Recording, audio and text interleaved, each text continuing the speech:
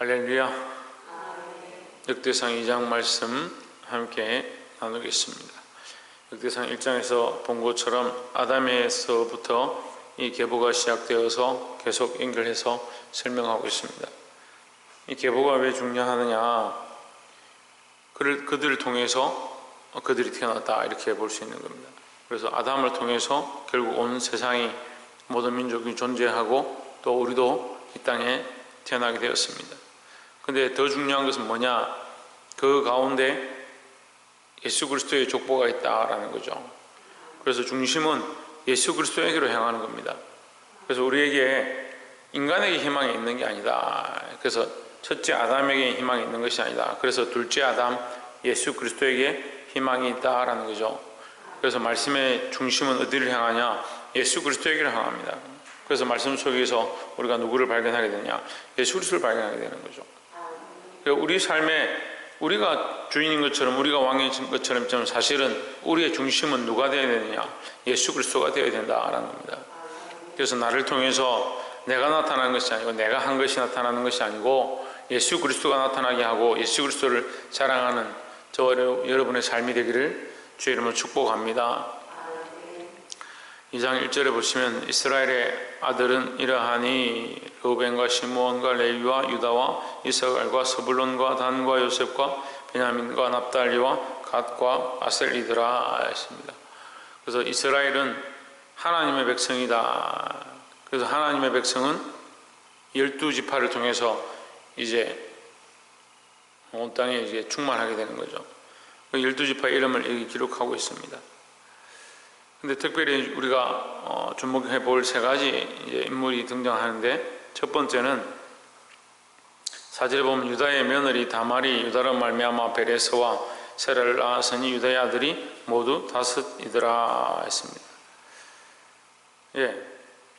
다른 말씀들은 보면 누가 누구를 낳고 그 낳은 자가 또 누구를 낳고 뭐 이렇게 기록하고 있는데, 이 4절을 보면 좀 특이하죠. 유다의 며느리 다말이 누구와 그의 아들과 누구를 낳고 이렇게 해야 되는데, 유다의 며느리 다말이 유다로 말미암아, 유다의 며느리니까 다말은 그 며느리고, 그러면 유다는 시아버지가 되는 거죠. 우리가 다 알다시피 이 성경에서 어떻게 보면 세상의 기준으로 가장 좀 비천한 모양, 좀 지저분한 모양으로 어떻게 자식이 태어나느냐, 그렇게 볼 수 있는 말씀입니다. 근데 우리가 이 말씀을 잘 알다시피 다말은 처녀와 같은 그런 모습인데, 자기의 삶을 희생해서 자기 그 가정의 대를 끊지 아니하고 그로 말미암은 혈통을 연결하고자 힘썼던 그 모습으로 말미암아 다말에게서 베레스와 세라가 태어나게 되었습니다. 한 사람의 어떻게 보면 희생이죠. 자기의 삶의 희생으로 결국 뭐가 이루어졌냐, 약속이 성취되어지는, 다말로 말미암아 다윗이 태어나고 다윗으로 말미암아 예수 그리스도가 태어나는 그 중심의 계보에 서 있는 시발점이 되었다라는 겁니다. 이 세상의 이론으로 보면 이해가 안 되고 어떻게 그럴 수 있느냐 이렇게 보겠지만, 다말은 단지 그 혈족을 대를 끊지 아니하고 연결하는 자기의 사명, 자기가 자식을 낳아야 될 그 사명에 대한 간절함을 가지고 끝까지 그 약속을 지키고자 애썼다라는 겁니다. 그것이 육체의 것들을 쫓아가고 자기의 몸을 사랑하는 것에서 시작되었다면 아무것도 될 수 없는 거죠. 하지만 그런 목적이 아니었음을 볼 때에 이 다말의 순수함, 이 대를 잇고자 하는 이 몸부림, 이것이 중요한 희생의 모양이다라는 겁니다. 그래서 우리도 우리 자신들의 욕심과 내가 하고자 하는 것들을 쫓아가는 것이 아니고, 하나님 뜻을 위하여 순수한 마음으로 늘 희생하며 봉사하며 섬기시기를 주의 이름으로 축원합니다. 때로는 우리의 희생과 봉사, 우리가 하나님 앞에 기도하고 헌신하고 주님 앞에 나아가는 것들이 세상 사람들 보기에는 잘못된 것 같고 이상하고 뭔가 한쪽으로 편협한 거 아니냐 이렇게 보일 수 있습니다. 하지만 우리의 목적과 방향은 누가 되어야 되냐, 예수 그리스도를 드러내고 하나님의 영광을 나타내는데 그 뜻이 있어야 된다라는 겁니다. 두 번째로 봐야 될 말씀은 7절에 가르미의 아들은 아갈이니 저는 마땅히 멸할 물건으로 인하여 이스라엘을 괴롭게 한 자며 했습니다. 여기 가르미의 아들 아갈이다. 이 성경에는 아갈이라 되어 있지만 실제 이름은 아간입니다. 그래서 이 아간은 여리고성을 정복했던 이스라엘에게 큰 승리를 주신 하나님의 그 은혜를 삭제시키는 놀라운 역사를 이룬 한 사람입니다. 웃기죠? 하나님의 역사를 삭제했다. 하나님의 역사를 지우고 인간의 역사를 드러내는 큰 일을 한 사람이 되었습니다. 신약에도 그런 사람이 한 사람 나오죠. 가룟 유다가 나오죠. 하나님이 하신, 그리스도께서 하신 그 많은 일들을 삭제하고 십자가에 못 박아버렸는데 일등공신이 되는 겁니다. 여러분, 교회도 우리 삶에도 얼마든지 이런 모습이 있을 수 있습니다. 하나님의 역사는 가리고 내가 한 일은 드러내고 내가 하고 싶은 것은 드러내는 겁니다. 여리고성을 점령하게 하시고 그 성을 이기게 하신, 아무리 상식적으로 봐도 이길 수 없는 그 성을 무너뜨리고 거기에 큰 승리를 주셨는데, 그럼 우리가 당연히 하나님 찬양하고 그 말씀에 하나님 찬양하는 시가들이 가득한데, 이 아간 한 사람이 어떻게 하느냐? 하나님 잊어버리고 재물만 바라보고 자기를 위해서 물건들을 숨겨두는 겁니다. 우리에게 필요한 물건을 챙길 수 있죠. 하지만 뭘 잊어버렸냐? 하나님의 역사와 능력들은 잊어버리고 자기 욕심만 생긴 겁니다. 때로는 어떤 사람들은 착각해요. 내가 예수 믿고 내가 신앙생활 열심히 하고 내가 구원받았으니까 이 땅의 것들을 다 팔아가지고 다 때려치우고 교회에 나와서 다 있어야 된다. 그럼 시한부 종말론하고 뭐가 다릅니까?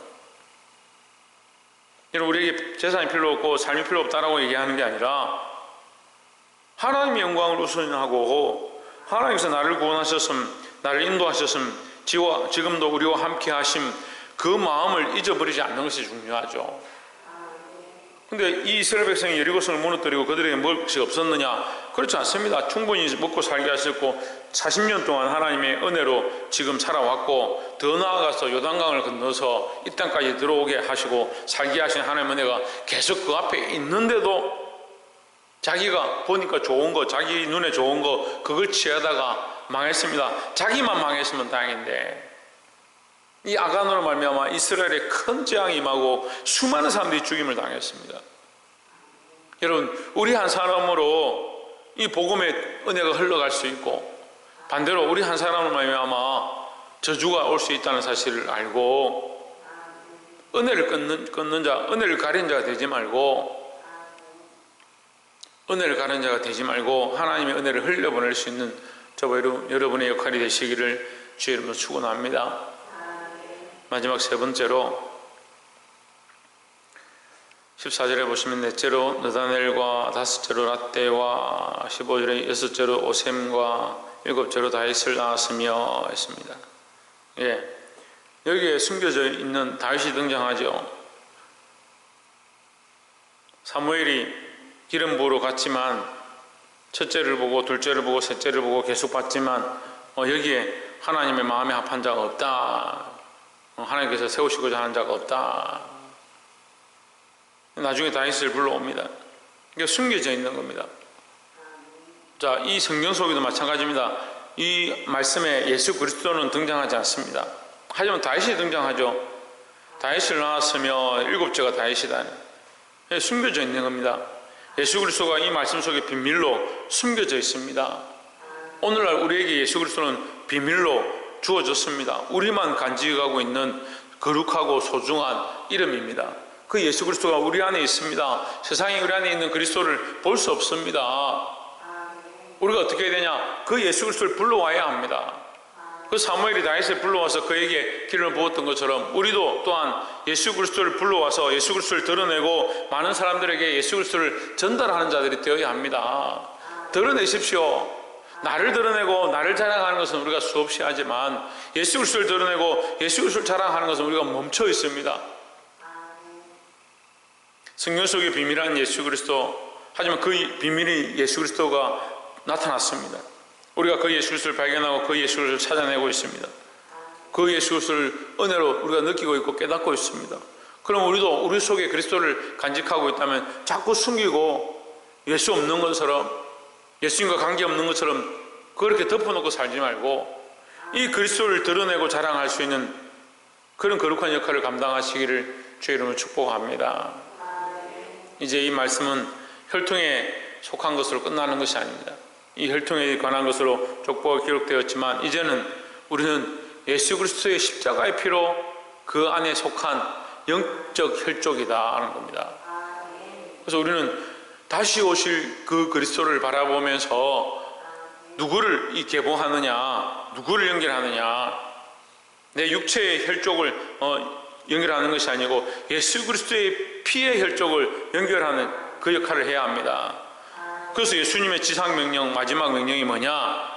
너희는 가서 모든 족속으로 제자를 삼아 아버지와 아들과 성령의 이름으로 세례를 주고 내가 너에게 가르친 모든 것을 지키게 하라. 너에게 분반 모든 것을 가르쳐 지키게 하라. 이게 뭐냐? 그 말씀을 흘려보내고 그 예수 그리스도를 흘려보내는 것이 우리가 해야 될 거룩한 사명이다 라는 겁니다. 말씀을 맺겠습니다.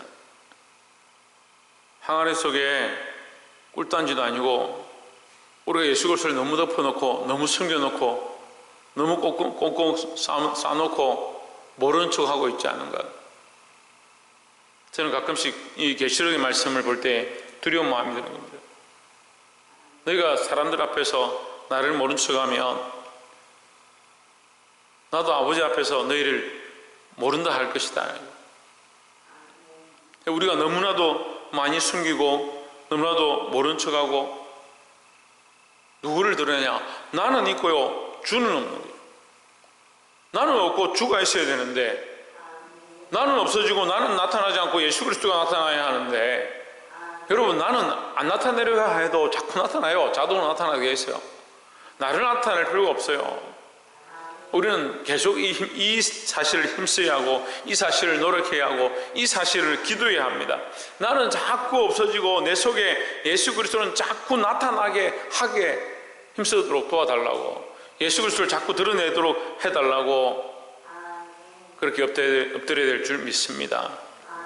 사랑하는 성도 여러분, 오늘 하루도 살아갈 때 나를 나타내는 것보다, 나를 자랑하는 것보다, 나를 위해서 많은 것들을 숨겨두고 나를 즐겁게 하는 것보다 이 아간의 모습을 버리고 다만의 모습을 본받고 이 다윗의 숨겨진 모습처럼 우리도 예수 그리스도를 나타낼 수 있는 저와 여러분 되시기를 주의 이름으로 축복합니다. 기도하겠습니다.